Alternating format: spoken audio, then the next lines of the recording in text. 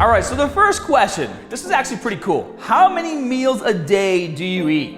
Now this is a question that gets asked quite a bit because a lot of people think that the amount of meals you eat a day corresponds to what your goal is. If your goal is fat loss, you're supposed to eat this amount of meals. If your goal is muscle gain, you're supposed to eat this amount of meals. Well, let me tell you guys something. It doesn't matter how many meals you eat a day. What matters is that you're hitting your calorie goal as well as your protein, carb, and fat goals for the day at the end of the day, every day. Let's see you say that 10 times fast.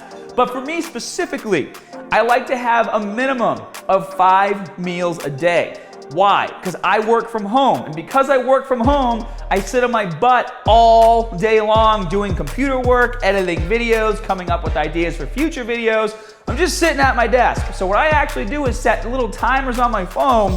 So I get up, I get food, I get water, and I get my butt out of the chair and moving around and keep the blood flowing. Or else, if I don't do that, I'll sit down at like 8 o'clock in the morning and then I'll look up and it'll be 2 o'clock and I've had one meal. And then I'm like, oh my gosh. Now I gotta eat all this food and I gotta work out soon. And the whole day gets jumbled. So for me, having multiple meals throughout the day gets me moving and keeps me focused. Next question, how can I maintain my strength gains? So this question was asked because I know a lot of you guys are stuck at home right now, right?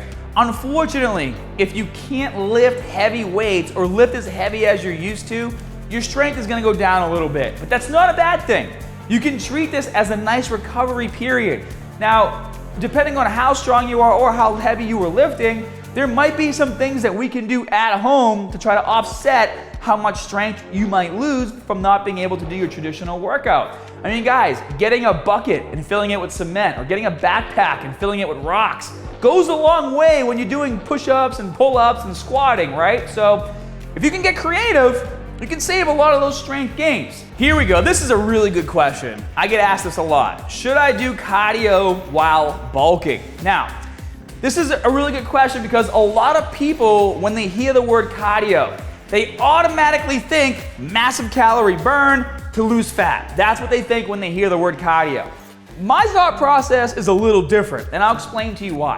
Well, number one, I love to do cardio. I love running outside. Running outside is actually more of a therapeutic thing for me versus calorie burn. I do it because I like it. It's how I clear my head. It's actually where I come up with some of my best ideas. I run with my phone because once the blood starts moving, I get all these crazy ideas in my head. I gotta stop and write them down in my notes, which kind of works out like HIIT training because I run really fast, I'll get a cool idea, and then I'll do like a slow walk for like 30 seconds, write my idea down, then I'll bolt again, right?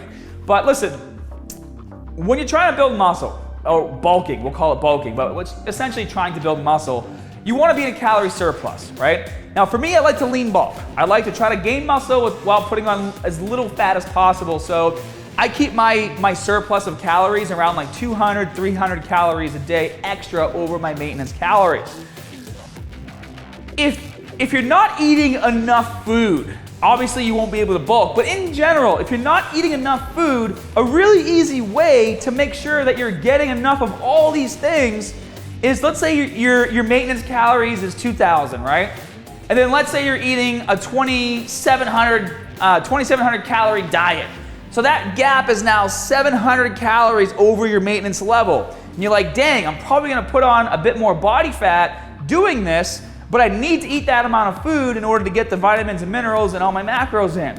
Well, if you go do some cardio and you burn 300 or 400 calories, it now takes that surplus down from 700 down to like 300 or 400, right? So you see what I'm doing here? I'll use cardio to offset my surplus from my meal plan when bulking. So if you do it smart, you can do cardio anytime, whether you're bulking or cutting. You just gotta think about it.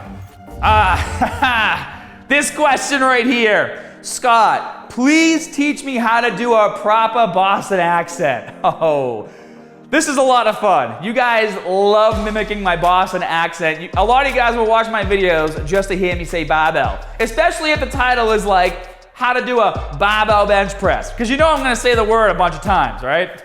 So to do a proper Boston accent, you guys have to put less focus on the A's and drop your I's. And what I mean by that is when I say the word car, You know, that thing you drive? When I say ka, it's the sound I make is more like ah, like, oh my gosh, I'm so scared, ah, right? A-H-H-H-H-H. When people try to mimic the accent and do it wrong, they put so much emphasis on the A, the word just doesn't sound right. So instead of saying ka, they go ka, right? And they get like a really deep pitch on the A word. Or instead of pack, they'll say pack. You don't want to do that. You want to go easy on that A. You want a soft A, drop the ah, and replace the ah with an H. And you can have the most perfect Boston accent ever. Pack the ka. Say it with me right now. Pack the ka. All right.